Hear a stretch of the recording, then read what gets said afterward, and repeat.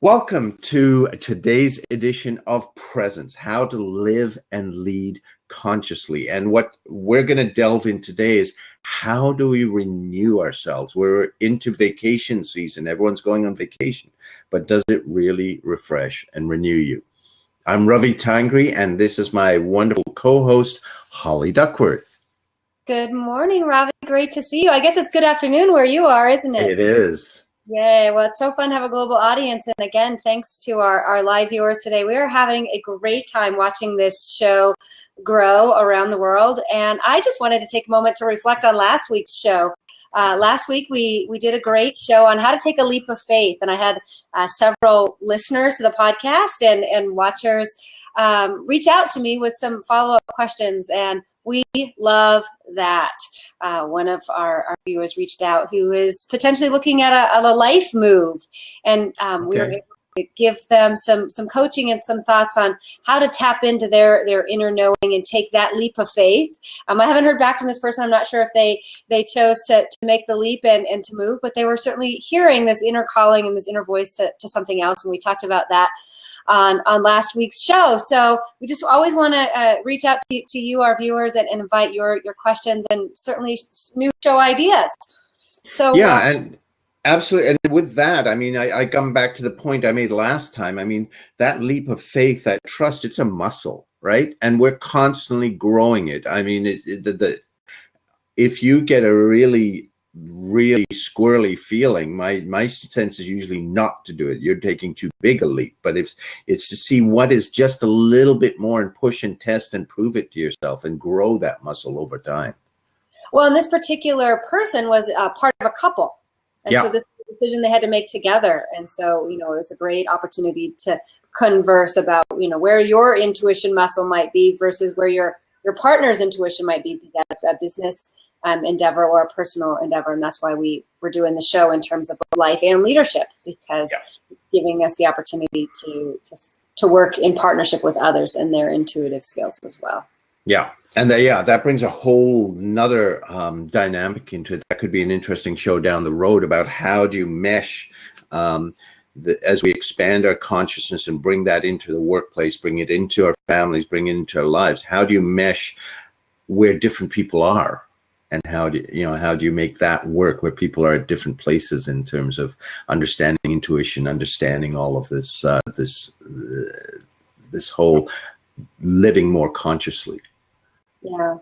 Well, today we're talking about renewing, and we always like to start the show by kind of giving you a frame for what we mean by renew.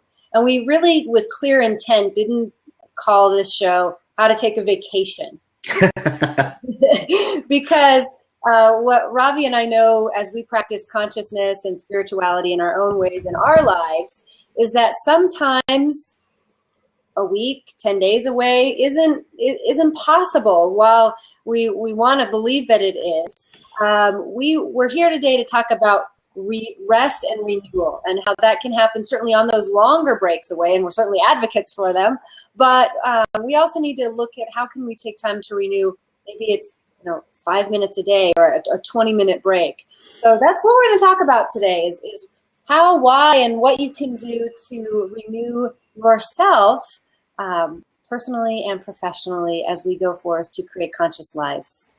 Well, and also sometimes, the vacations are supposed to be renewal, but, if you're going with a family, if you're going with friends, sometimes things are so full that it's packed that you come back more exhausted than when you left, and that's not renewal. So even in that, even with the business, juggling family and all activities, how can you create some sort of way that you can renew, right? And if you are away for those extended periods. Yeah, Rob, they say the 80-20 rule applies to all things. Instead of booking your vacation 100% full, maybe we could use the 80-20 rule. 80% activities and involvement and things we want to do, but 20% is doing nothing and just simply being with our family or being with our friends in that vacation experience. Well, and with that, you have to take into account your personality and the personality of if you've got a partner and kids or friends that you're going with, because for some people, they like to have the structure. They want to know 6 months ahead what they're doing every day on their vacation.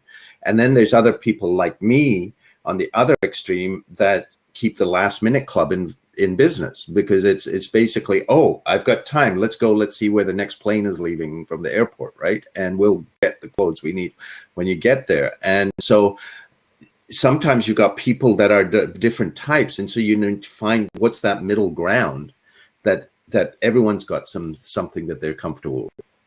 Ravi, once we hit the airport, I'll be Googling our schedule for the next 72 hours. This will be our middle ground. Yeah. I'll work on the schedule. You buy the clothes. Okay. That works. Oh, my.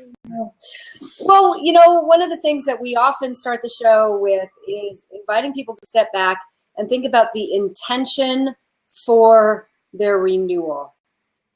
And so giving some time, to think about why it is you need to renew, what is it you're renewing from, and what activities would create that renewal. Ravi, you just were sort of speaking to the point that some people are outgoing and they need activities to be rested and renewed. Me, I tend to be the, show me the nearest meditation pillow and give me some quiet. And we were talking last night at a workshop I was at on self-care. And I think that could be another phraseology around this idea of renewing is, how do you do your own self-care? And some of the folks there were talking about self-care for them is journaling, or it's a walk in nature. Others, I would imagine for you, Ravi, it's dance is self-care. So being open to looking at ways of doing renewal that may be non-traditional. The new popular trend, of course, right now is meditation, coloring books.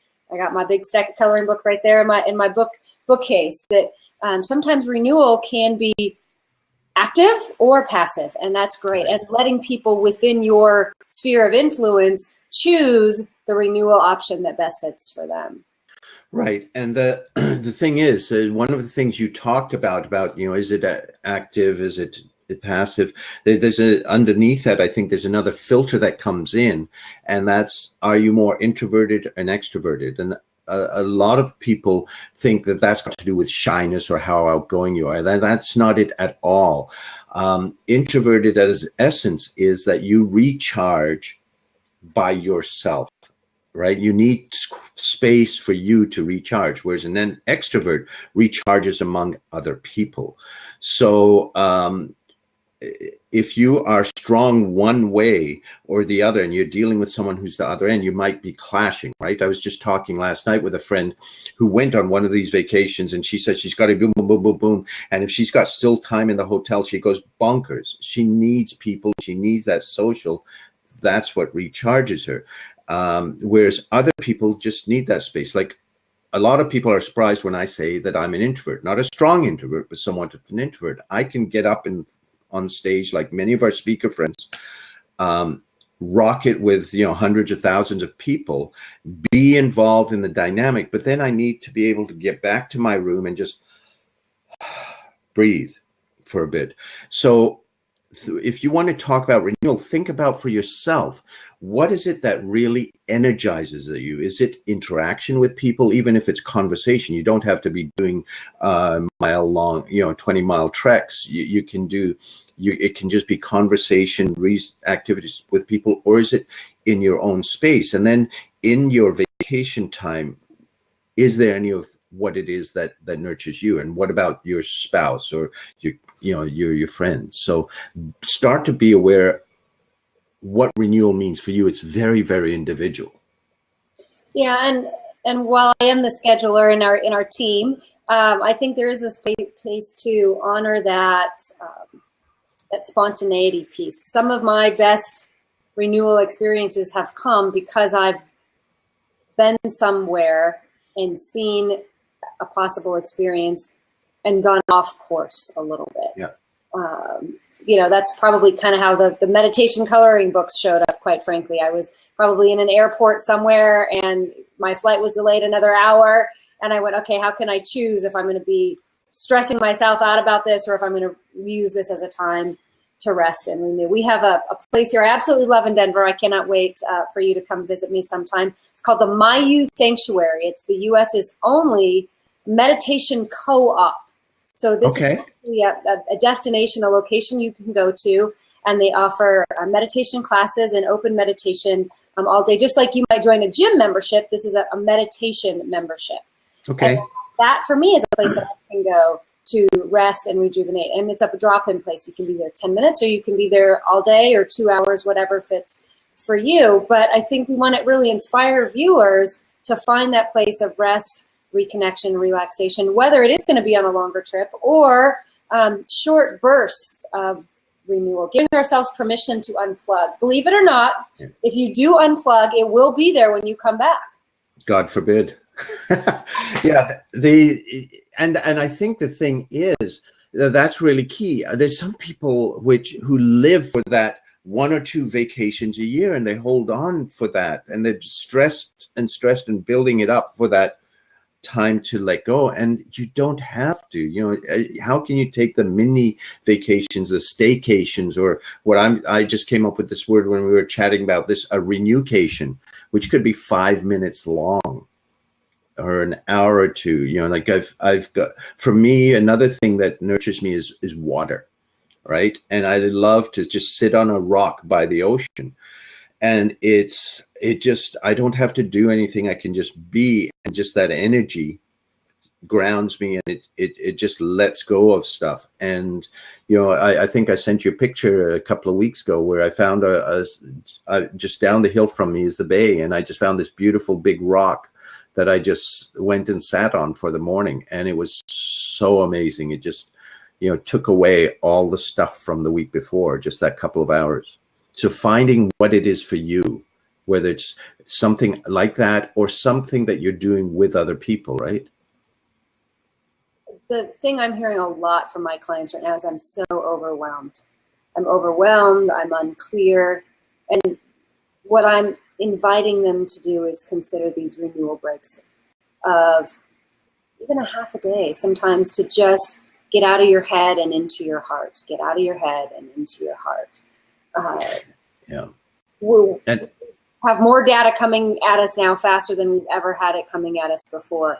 You know, it used to be you'd go and you'd hunt and you'd gather, and then you'd have the evenings with your family. Now it's, you know, you go, you hunt, you gather, you have busyness with your families and activities with your families and stuff going on all the time, and business meetings and travel, that we're going to have to, just like we're now kind of almost forcing ourselves to go to the gym, we're going to have to rebuild that relaxation muscle.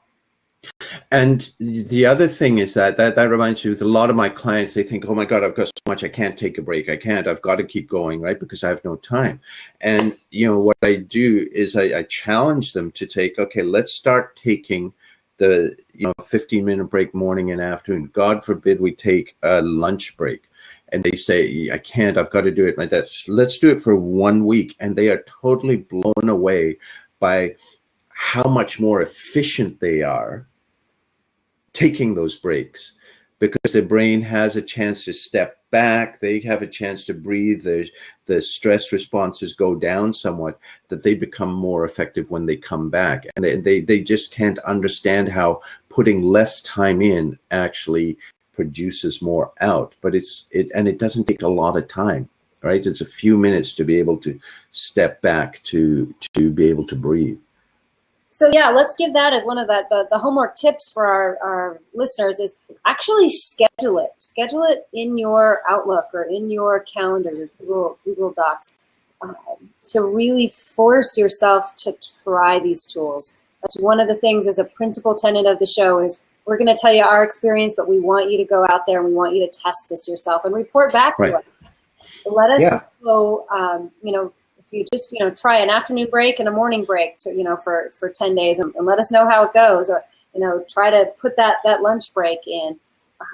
Oftentimes, I'll use that time for networking with a friend, or I might use that time for meditating, or, I'll go do something very different to refresh my energy. We have Control-Alt-Delete on a PC. We have Open Apple, I think it's Q on a Mac, to reboot our technology. It's time that we recognize that we need to reboot ourselves as well. Yeah. And I love what you said about putting it in the calendar into Outlook, because people say, well, I've got no time. I've got no, well, we put it, I get them to actually put it in as a planning meeting or something so that other people can't book them. Because a lot of that's what happens in a lot of organizations. You get booked in. So I get them to actually schedule it in as a meeting, and they put some name, planning, whatever, so that, oh, I'm sorry, when it comes to scheduling a meeting, I'm sorry, I can't make that time. Let's make it half an hour later.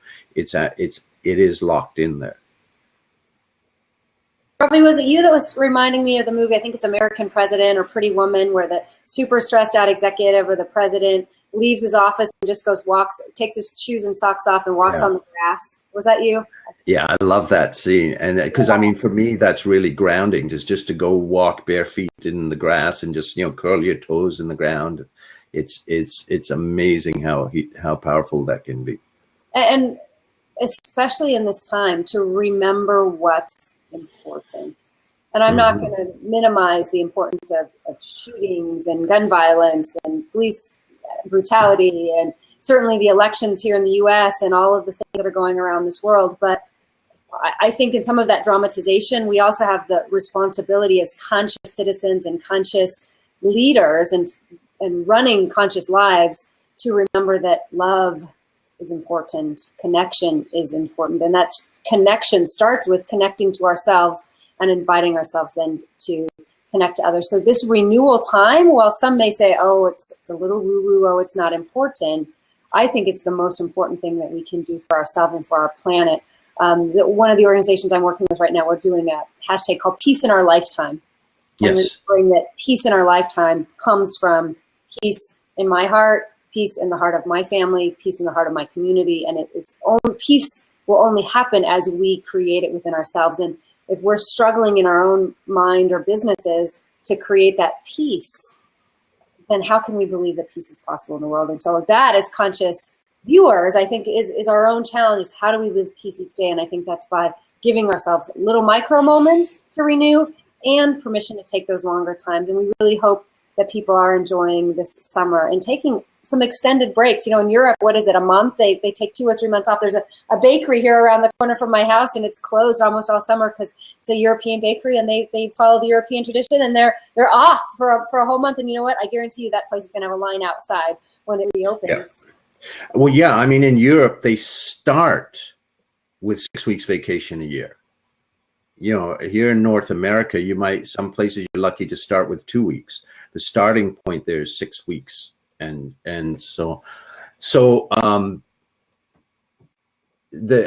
what you said is key. And I come back to, I'm a scientist still in many ways, and it's prove it to yourself. Test it for a week. Start taking lunches for a week, real lunches, not where you're checking emails and so on, but where you step away and actually get away, allow yourself to breathe and come back and see if you're not more productive. In 25 years, every single person I've challenged to do that, they come back and go, I have no idea how, but I'm much better. And when I go back home, I'm not carrying as much stress with me. They don't understand how, but it works. I think we also wanted to just mention briefly on the show too, how do we overcome that guilt place of being gone? When you're on vacation. Yeah, I think sometimes it's even those mini lunch breaks. You go away for an hour and you come back and you see your coworkers are slaving away. Or your spouse has been with the kids running around for hours. Help us understand, how do we deal with that? Well, part of the thing, I think it comes back to proving to yourself that you can actually get more done. One of these things that's really important is the stressors that people have is they carry work home, and it impacts that. And if you can this is another place where I get some of my clients to take one of these breaks, is when they go home. So when they get home, to take a few minutes in the car, breathe, because taking a nice deep breath triggers a relaxation response. It reverses all the negative chemicals that come from all the stresses during the day, and it lets you disconnect that. Taking that 2 or 3 minutes allows them to come into the house much more resourceful. Same thing going to work. I mean, if you've got kids, if you've got teenagers, you got your head's going blah sometimes, and before you walk into work, you just take a nice deep breath. Don't hyperventilate yourself, but just nice deep breath, trigger that relaxation response. You're a lot more resourceful going in. And it doesn't take a huge amount, but it makes a huge difference. We also wanted to share, for those of you looking at those longer vacations, end of summer, you're going to be away for that vacation. Yeah. Have the courage to schedule that first day or that half day back in the office as blank space, as that buffer time to deal with the emails and that rush that comes when you come back. Instead of booking that first meeting at 9 a.m. on that first Monday when you get back, plan a little bit ahead to give yourself that buffer time to get caught up into the world. We also talked about, and I love this tip, buddy up with somebody, or another mom or another leader, another family, another coworker, that when you're gone, they can kind of scan your emails or check your voicemails, and then that you do the same for them. We do that often in the entrepreneur speaker circuit. We support each other. I have a girlfriend that's going to be gone here for 3 weeks. And so, I have the opportunity to support her. When I have the opportunity to travel, she'll do the same for me. And that, for me, takes some of the stress off of, oh my God, what if I get a big deal while I'm gone and I'm not going to be able to handle it? No, I've got a friend, they've got it, they're going to take care of it, they'll manage it. And that's not a financial compensation thing. Certainly there's lots of tools and virtual assistants and people you can hire to do that. But I think sometimes that personal remembering that we're a conscious community lifting each other up is a great way to go, especially in these times when you just have no choice, you got to get away. Yeah. And part of that too is when you take vacations, to find the support. Ask your partner, ask the kids for support where you need it, for what you need. Because especially if you need alone time, for if you're more on the introvert side, that you recharge that way, to ask your partner, how can I get this little bit of time? I remember once when I was married, we took a cruise with three kids. Right, trust me, it was busy all day, and you got a cruise ship full of people. What I would do is my son, who was 4 at the time, he the 3 boys were in one room, and their mother and I were in another room. At 6 a.m. he'd wake up, so one of his brothers would shuttle him over to our room, go back to bed at 6 a.m. I would get up with him. We'd go near the back of the ship. There was a 24-hour pizzeria, and we would get a breakfast pizza, and we would just sit there for an hour to an hour and a half, watch the sunrise. And it was just, sometimes we talked, sometimes we wouldn't. And it was just, for me, it gave me that time. And it was cool that he was into it too, right? It gave us a little connecting time too. But that let me deal with all the busyness that came all the rest of the day. That's a great tip too. Give yourself and those around you permission to not have to talk. Yeah.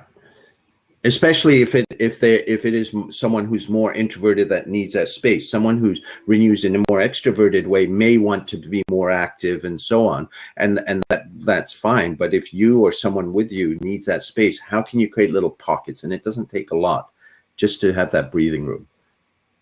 Awesome.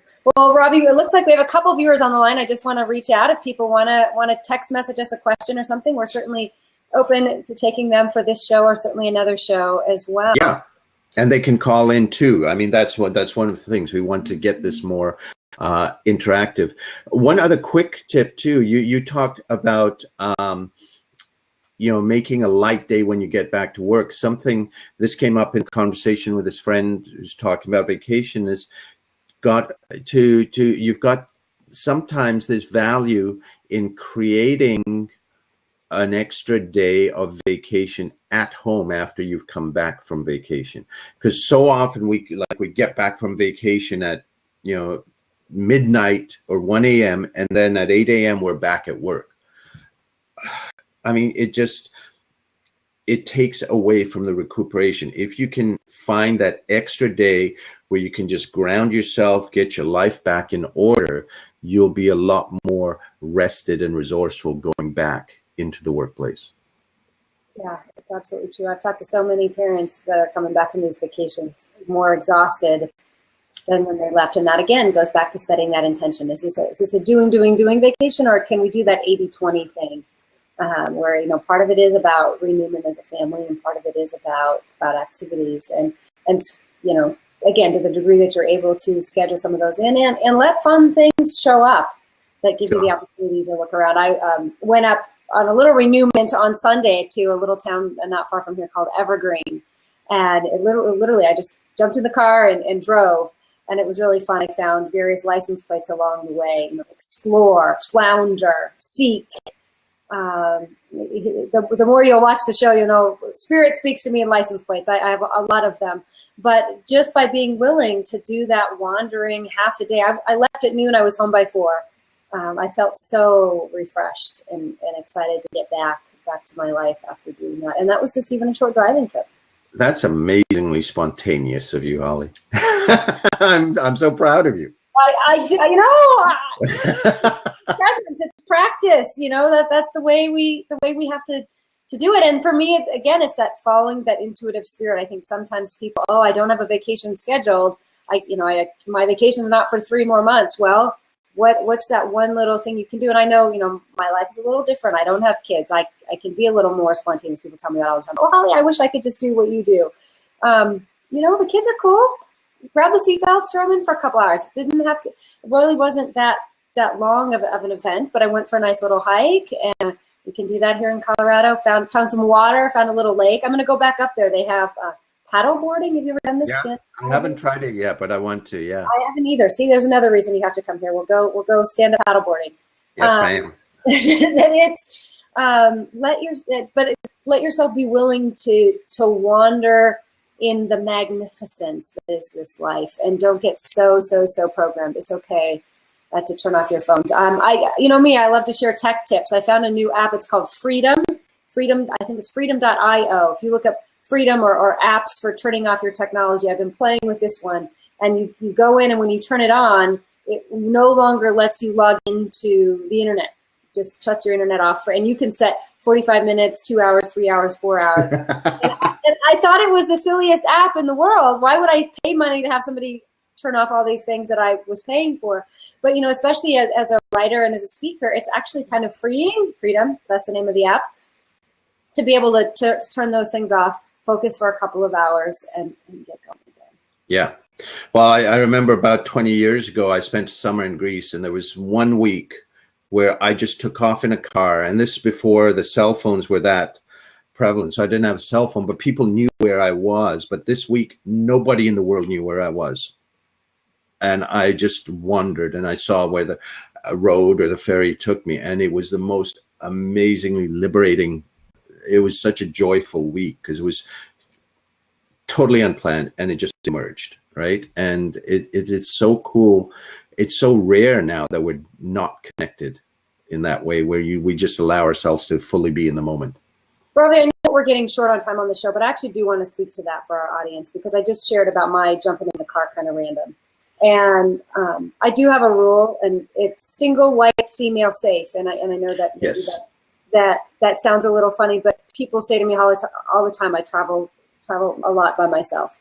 And yet on that trip, even on Sunday for 4 hours, I actually did text a friend, and I said, I don't know exactly where I'm going, but I'm going to go to this town, and here's, you know, what I'm wearing, and here's a license plate in my car. And if you don't hear from me by X time, please take action at that point. So I don't have problems traveling alone, because I call them, you know, my wing women or my wing man. They don't text me while I'm gone. I don't. So I have that freedom to go. And I know there's some apps for that too. Maybe we'll share those on a future show. But always, even in your renewment, be kind and gentle to yourself. And if you're following that spidey sense in that gut, and you're doing something that's a little different, make sure that somebody is aware for you. So while I love that, and I really wanted to just go and not tell anybody, my sense was just let somebody know that if you don't hear from me in a few hours, to see where. So, I think that's great advice. In contrast, for those viewers, even as families, it's just good. Have your freedom, and jump in your car. I'm all for it, Ravi. But if you just be sure that somebody can find you if we need you. Yeah. And you know what, now I find myself, I do think a little bit more about what leaps I take because I'm a father, right? And I have that responsibility to fulfill. So I have that filter as well about where I go now, more so than back when I was single. Yeah. Well, we Yeah. have a fun show planned for next week. I am so looking forward to it. We're going to do a show called How to Be Your Own Guru. Some of you may have had the little ads pop up in your feed about Anthony Robbins. There's a documentary going on about him right now. I'm Not Your Guru. And although we haven't had the chance to watch the movie yet, we've certainly had some friends call and reach out to us wanting to know our opinions. So maybe Ravi and I'll have a chance, at least one of us, to watch the show in the next week. But we've already been taking notes and thoughts on how you can be your own guru, because while we love sharing our thoughts, we know that the highest and the best source of conscious living and conscious leading comes from yourself. So we're going to give you our tips and thoughts on how to be your own guru. Any thoughts on that, Ravi? Well, in the end, you need to start. This is, you know, a journey of learning to tap into and trust your inner wisdom. You need to what is right for you is what you determine, right? You can't do it because you say, because I say. That's not it. And you know, there's that movie, there's a book that came out years ago called "If You Meet on the Buddha on the Road, Kill Him." It's the same principle, right? That is, the enlightenment does not come from outside you. It's a journey. I think that's the difference to me. One of the differences between religion and spirituality, that in spiritual growth, spiritual exploration, the enlightenment comes from within. And it's not what someone else tells you to do. They can help you find the way, but you know, it's about going inside to find your own answers. And if your religious tradition seeks to nourish your soul and nourish your highest and best self, we honor that too. We you know, while for us, we tend to follow a more traditional spiritual path. If spirituality and religion blend well together for They you, do. path for you, we want you to do that and use that in your tools for being your own guru. So join us next week. Yeah, and many religions do talk about finding that inner wisdom within too. So it's not mutually exclusive. Yeah, so that's next Friday at our usual time. Thank you so much, Holly. This has been wonderful. Take time to renew yourself. I will. You too. All right. And to all of you watching, thanks. Have a wonderful week.